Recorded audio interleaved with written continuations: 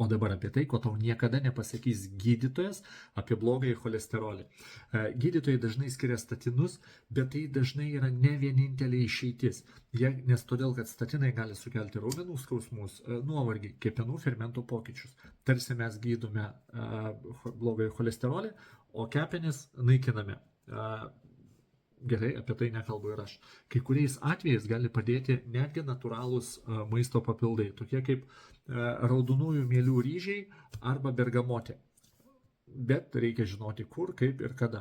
Stresas ir miegas taip pat labai svarbus veiksniai. Lėtinis stresas ir blogas miegas didina uždegiminius procesus, kurie skatina aterosklerozę, net jei cholesterolio lygis yra geras arba normos ribose. Svarbu, žinokite, ne tik tai skaičiai, bet iš tikrųjų ir kontekstas. Priklauso nuo to, ar žmogus rūko, ar turi aukštą kraujospūdį, ar yra diabetas ir apskritai koks jos šeimos lygų fonas. Todėl cholesterolio vertinimas turi būti individualus, o ne pagal normas. Taigi, atkreip dėmesį į šitus dalykus ir jeigu kilo klausimų, pasiklaus, parašyk man.